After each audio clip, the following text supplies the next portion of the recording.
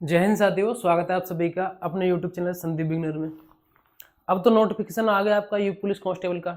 अच्छे तरीके से तैयारी कर रहे होंगे, लेकिन एक जो चिंता सबके मन में बढ़ गई है, एक साइड में चिंता है और एक साइड में खुशखबरी है। चिंता ये है कि एज में छूट मिल गई, अब कंपटीशन बढ़ गया, अब कट ऑफ कितनी जाएगी, कितने फॉर्म भरे जाएंगे, एक सीट पर कितना कंपटीशन होगा, किस किस तरीके से पढ़ाई करें अब हम। और खुशी उन लोगों के लिए है जो एज में बिल्कुल ओवरेज थे, बिल्कुल साइड थे, उनको इस भर्ती से बिल्कुल ये सोच लिया था उन्होंने कि अब हमारा इसमें फॉर्म नहीं भरा जाएगा क्योंकि हमको एज में छूट नहीं मिल रही है, क्योंकि हम एज में ओवरेज हो चुके हैं। लेकिन आप सभी ने मिल करके आवाज उठाई और उनके लिए ओवरेज होने के बाद 3 साल की एज में छूट मिल गई, इस वजह से उनके लिए खुशी वाली बात है। लेकिन जिनको एज में छूट मिली है उनके लिए भी, और जो एज में छूट जिनको नहीं चाहिए थी, जिनकी मतलब नॉर्मल एज थी, उनका फॉर्म भर गया। मतलब सभी के लिए कंपटीशन तो सभी के लिए मिल करके हो गया ना।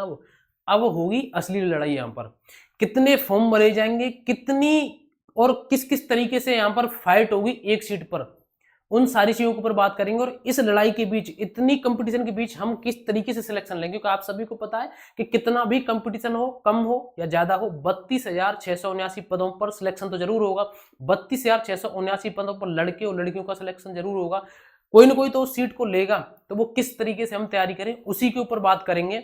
आपका कोई भी किसी भी तरीके से मैं बता दूं, उसके बाद आपको कोई भी डाउट हो आप मुझे कमेंट करके बता देना अच्छे तरीके से, ठीक है। तो देखिए यहां पर अगर हम बात करें, ये न्यूज़पेपर की कटिंग है, आप यहां पर देख सकते हैं, ये न्यूज़पेपर की कटिंग है। इसमें आपने देखा होगा, नहीं देखा हो आपको तो मैं बता दे रहा हूं।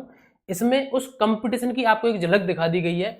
अब तक 40 लाख आवेदन आने की उम्मीद है, ठीक है। ये भर्ती बोर्ड के द्वारा ही ये आंकड़े बताए जा रहे हैं। उत्तर प्रदेश सरकार के इस फैसले के बाद सिपाही और समकक्ष पदों पर भर्ती के लिए 10 लाख आवेदन अधिक आने की संभावना है। 10 लाख आवेदन अधिक आने की संभावना है। किस वजह से? एज में छूट को लेकर के।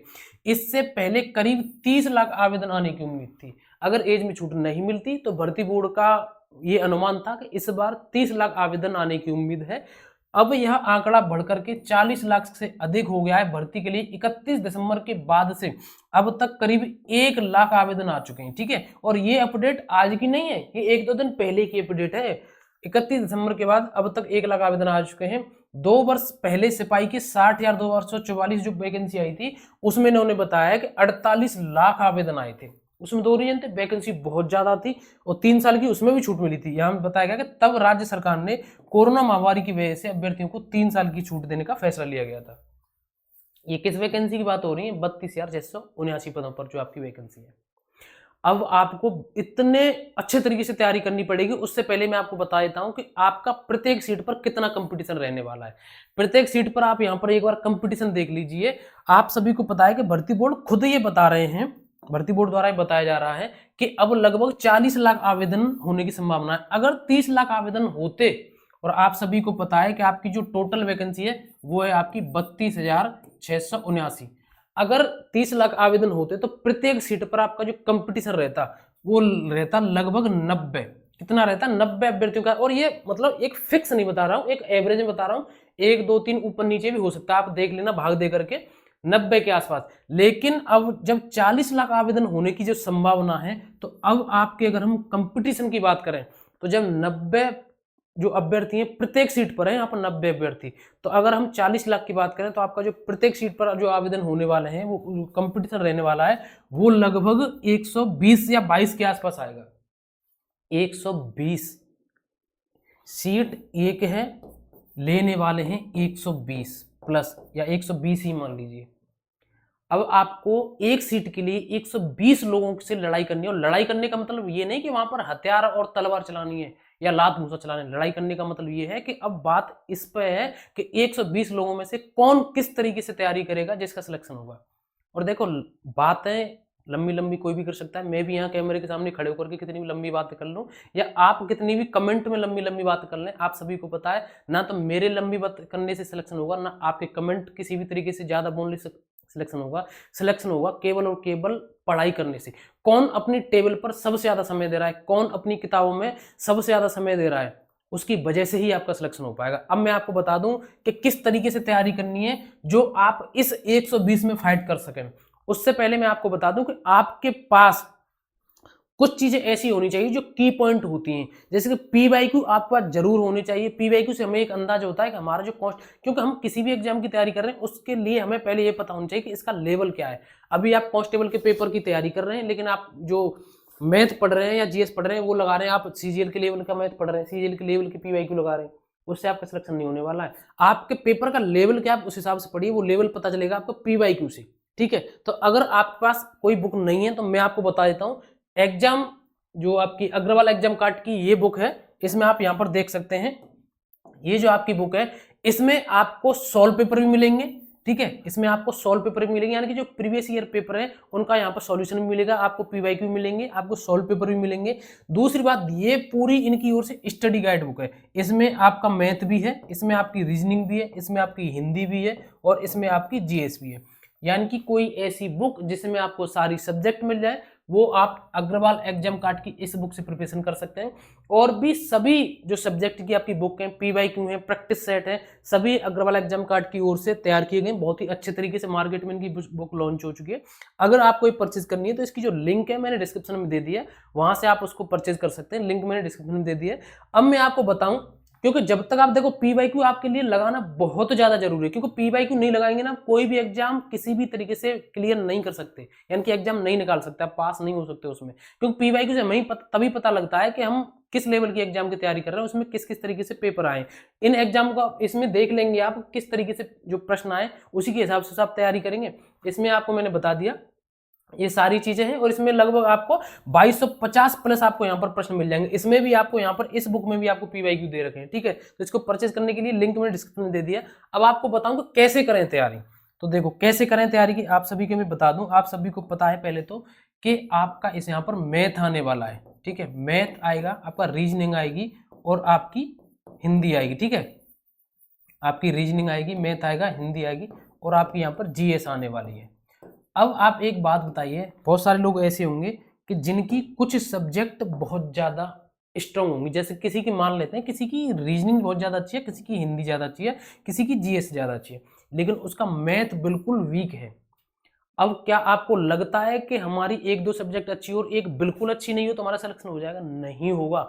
आपको चारों की चारों सब्जेक्ट अच्छी तरीके से करनी पड़ेंगी, तभी आपका सिलेक्शन होगा। हाँ, ऐसा हो सकता है कि आपकी ये 3 सब्जेक्ट अच्छी हैं लेकिन इसमें आप बिल्कुल कमजोर हैं, इसका मतलब ये नहीं कि आप कुछ नहीं कर सकते, कुछ तो आपको इसमें करना पड़ेगा।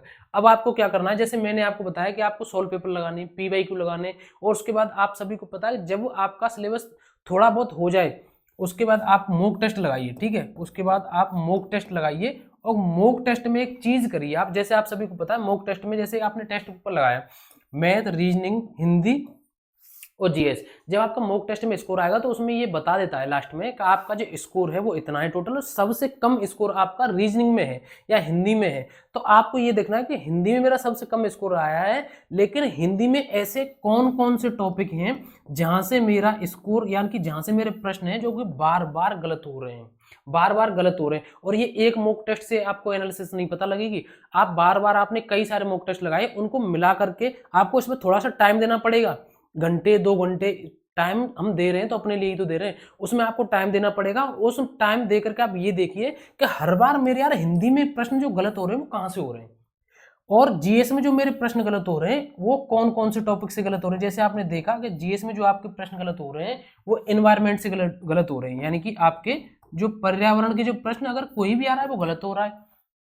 अगर मेरा पॉलिटी में राष्ट्रपति से, ठीक है, अगर मेरा पॉलिटी में प्रेसिडेंट से कोई भी प्रश्न आ रहा है वो गलत हो रहा है, तो आपके दिमाग में चीज क्लिक करेगी यार मेरी जीएस में सारी चीज अच्छी हैं, लेकिन अगर पर्यावरण से और पॉलिटी में राष्ट्रपति से कोई प्रश्न आ रहा है वो गलत हो रहा है, या नागरिकता से कोई प्रश्न आ रहा है वो गलत हो रहा है। तो आप पॉलिटी में नागरिकता और प्रेसिडेंट और पर्यावरण इन टॉपिक पर ध्यान देंगे, तो जब आप दोबारा मॉक टेस्ट लगाएंगे तो आपके धीरे धीरे मॉक टेस्ट में आपके नंबर बढ़ेंगे। यानी कि मैं आपको बता दूं कि किस तरीके से तैयारी करें, इसका मतलब ये है कि हमारी कमी क्या है उस कमी को खोजना, उस कमी पर आपको समय देना पड़ेगा, तब आपको वो कमी आपकी मिलेगी। जैसे आपने मैथ में, भले ही आपकी जीएस बहुत अच्छी जा रही है, हिंदी बहुत अच्छी जा रही है, लेकिन आपने देखा कि मैथ में मेरे यार स्कोर बार बार कम आ रहा है, तो मैथ में एनालिसिस करिए मॉक टेस्ट में, जब आपका जो बाद में आता है ना एनालिसिस करने के लिए मॉक टेस्ट में कि आपने कितने गलत किए, कितने सही किए, मैथ में कहां पर गलत किए, तो उसमें आप देखेंगे क्या मेरा प्रॉफिट एंड लॉस में बार बार प्रश्न गलत हो रहे हैं। प्रॉफिट एंड लॉस में बार बार गलत हो रहे हैं, जैसे कि आपका परसेंटेज है उसमें आपके गलत हो रहे हैं, जैसे कि आपका एवरेज है उसमें आपके गलत हो रहे हैं। तो उन टॉपिक को कॉपी पर नोट कर लीजिए।